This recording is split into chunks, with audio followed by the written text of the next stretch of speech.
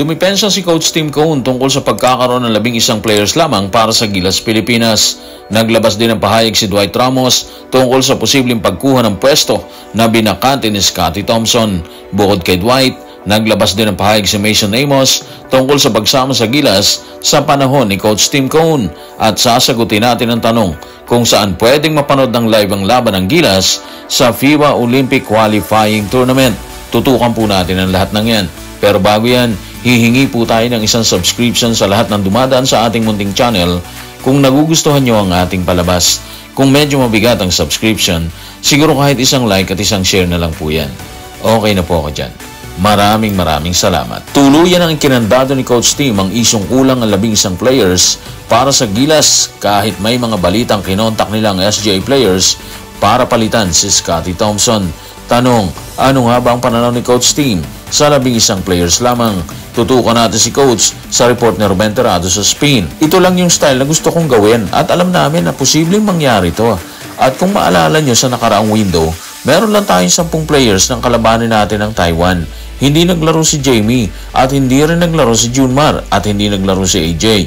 Si Japet lang ang sub namin.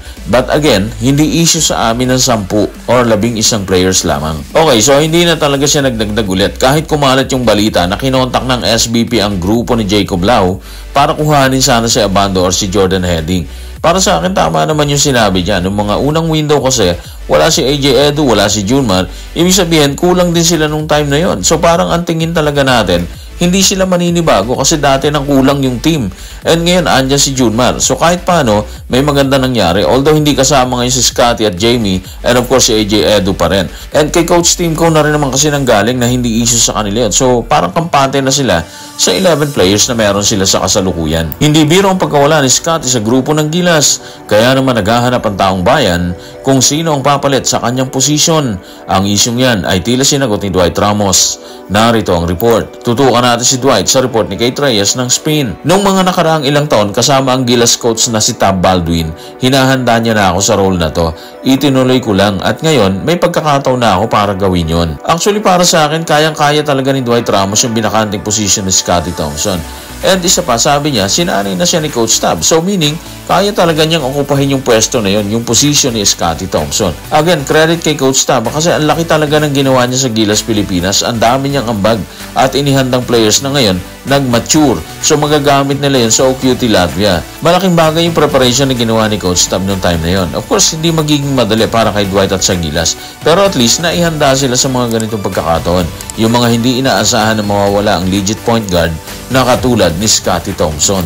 Kung tila kumpiyansa si Dwight Ramos na kakayanin niya ang iniwang pwesto ni Scotty Thompson sa Gilas Pilipinas, tila kumpiyansa din si Coach Tim sa kanyang 11 players. Tanong, ano ang mga sinabi ni Coach Tim sa pagpasok nila sa OQT kasama ang 11 players? Tutukan natin si Coach sa report ni Roman Sures ng ABS-CBN News. Malakas tayo sa 11. Feeling ko hindi naman tayo kulang.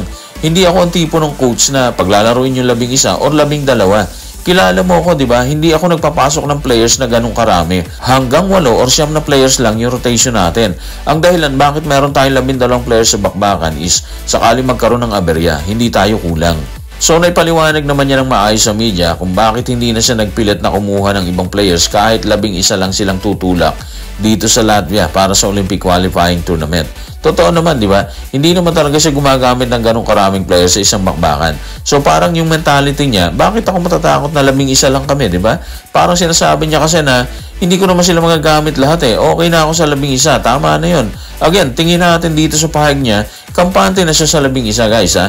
Maniwala tayo kasi mabasa rin siya sa experience niya dito sa Barangay Ginebra na hindi siya gumagamit ng ganong karaming players sa isang bakbakan lamang. Habang hindi nababahala si Coach Tim sa kanyang 11 players, nahinga naman ang pahayag si Mason Amos tungkol sa pagkakataong makasama si Coach Tim sa Gilas Pilipinas. Narito ang kanyang pasabog. Tutukan natin si Mason sa report ni Jerry Ramos sa Spin. Blessing ang tawag ko dito. Bihira yung makasama mo ang dalawang bigating coaches kung hindi man pinakamagaling sa Asia. Marami pa akong dapat matutunan. Bagong sistema kasi yung triangle offense, lalo na at galing ako sa ibang background gaya ng Ateneo. Sobrang iba yung sistema sistema ni Coach Tab. Bagong transition to para sa akin, pero nakukuha ko naman at nagagawa ko ng ayos. Obviously, iba yung karanasan ni Mason Amos, iba yung system na pinatakbo ni Coach Tab sa kanyang panahon, at iba rin ang atake or system ni Coach Tim ngayon. Pero isa ang sigurado tayo guys, kahit naninibago, kaya ni Mason Amos yan. Siyempre hindi sapat yung practice nila, di ba? Laging kulang yan, pero alam natin na ginagawa nilang lahat para maging maayos ang sistemang inilalabas ni Coach Tim, para maging fit sila sa system na yon. So siguro, hindi na rin tayo mahugulat kung makita nating pumutok din si Mason Amos. Ginawa na kasi niya yan sa panahon ni Coach Chot Reyes, lalo na yung laban nila sa Lebanon. I guess naalala nyo pa yan. Base sa mga pahayag ni Coach Tim, Dwight Ramos at Mason Amos, nakaka-excite makita magiging performance ng ating Gilas Pilipinas.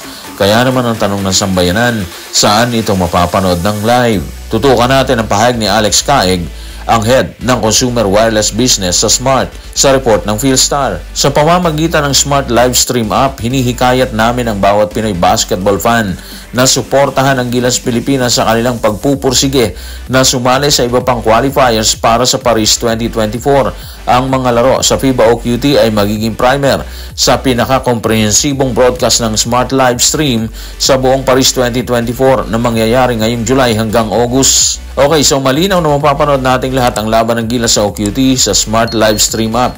Sa ngayon, yan pa lang yung nakikita nating announcement tungkol sa panonood ng FIBA OQT. Patuloy tayo mag-aantabay sa mga susunod na announcement guys tungkol sa isyong yan. So guys, maraming salamat.